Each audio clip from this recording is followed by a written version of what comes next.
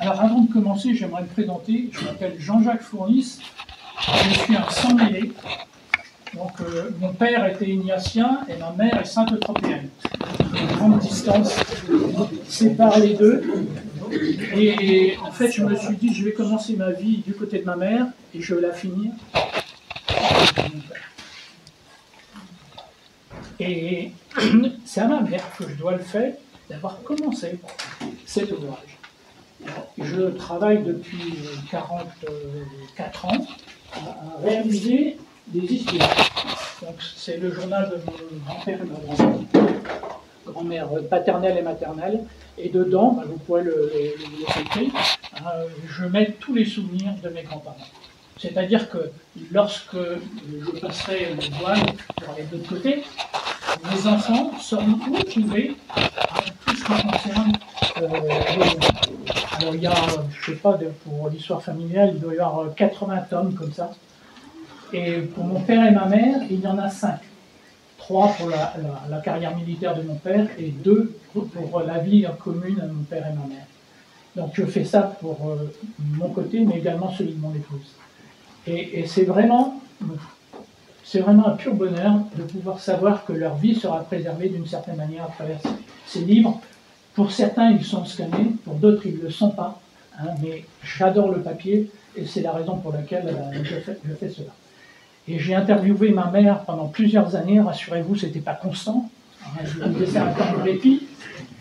Et elle m'a raconté plein de choses sur la période de la guerre. Le reste, ma foi, c'est un petit peu personnel, mais sur la période de la guerre, elle m'a raconté énormément de choses dans un village très éloigné d'ici, puisque c'est Sainte-Trope. Pour ceux qui connaissent, c'est à côté. Mais je me suis étonné en me disant, mais comment se fait-il, après que ma belle-mère m'ait dit, mais Jean-Jacques, tu n'as pas été à la rencontre du colonel Hamslet, découverte pour moi, comment se fait-il que j'ai manqué cette étape de la bataille de Cologne? C'était pas possible de ne pas mettre cela dans notre livre de famille. Je n'avais pas posé, les bonnes questions à ma mère. Et donc, je n'ai pas pu corriger le tir puisqu'elle était décédée, malheureusement, mon père aussi. Mais je me suis dit, je vais quand même faire le travail pour mes enfants, mes petits-enfants.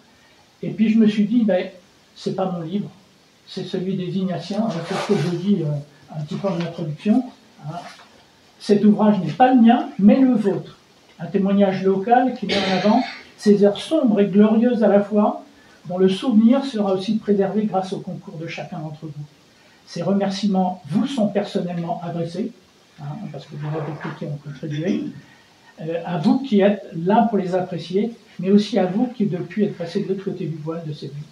Après avoir gentiment puisé dans votre mémoire ancienne et avoir partagé vos histoires d'hier. Ce témoignage d'appréciation va aussi à tous ceux oubliés qui auraient voulu donner, mais n'ont pas été pour l'instant sollicités. Cette histoire n'est pas terminée et d'autres pages s'y inscriront grâce à vous. Cet ouvrage n'est pas le nôtre, mais quelque part celui de tous ces hommes et de toutes ces femmes qui, héros reconnus ou modestes d'hier, acteurs engagés ou malgré eux associés, qui ont contribué à ce que ces pages soient. Je tiens beaucoup à cet aspect de la chose, et il y a un poète qui disait « Quand tous les êtres vivants périssent, les chemins sont avides de traces de pas. » Moi, je suis à la recherche de traces de pas des miens, comme je suis à la recherche de traces de pas de ces soldats dont les visages étaient inconnus, comme ceux du monument d'à côté. Il y en a plein, comme ça, plein d'hommes qui ont une histoire. Elle n'est même pas connue, il y a simplement un nom, sauf pour certains. Il y a simplement un nom, et ça, c'est vraiment d'une tristesse énorme. Et pour rechercher, il y a plein de contributeurs. Je regarde autour de moi et je vois des contributeurs partout en vie. Alors, je précise une chose, je l'ai dit tout à l'heure, mais pour moi c'est très important. Quand on fait quelque chose, on provoque des critiques chez 3 catégories de personnes. C'est Patton qui parle, c'est pas moi. Premièrement, celles qui font la même chose.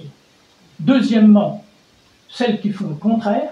Et troisièmement, celles qui ne font rien du tout. Donc, quelque part, nous avons à faire quelque chose. Hein, et je pense que c'est vraiment important que nous le fassions. Donc, j'ai commencé cette histoire avec ma belle-mère, qui était une personne charmante de moi. Ça n'arrive pas souvent qu'on fasse des compliments sur les belles-mères.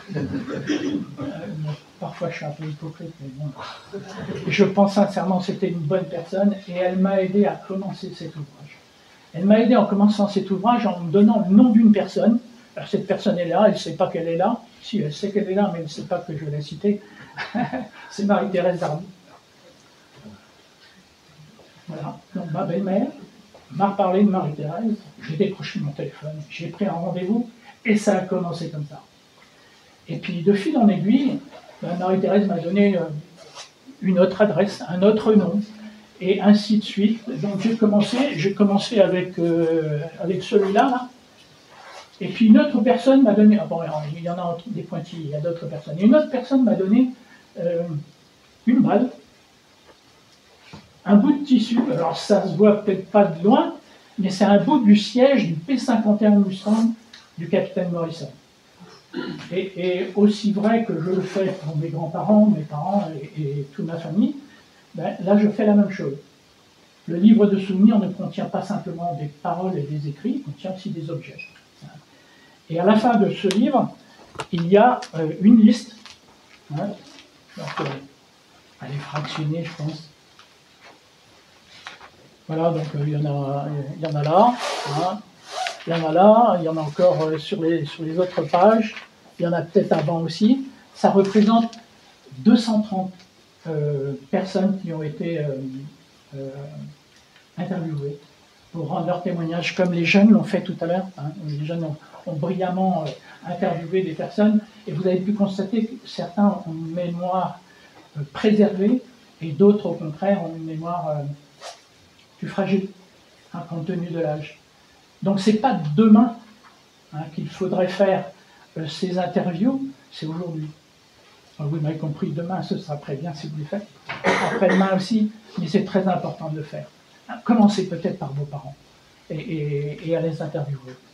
Alors, de fil en aiguille, les livres se sont remplis, il y en a 17 comme ça.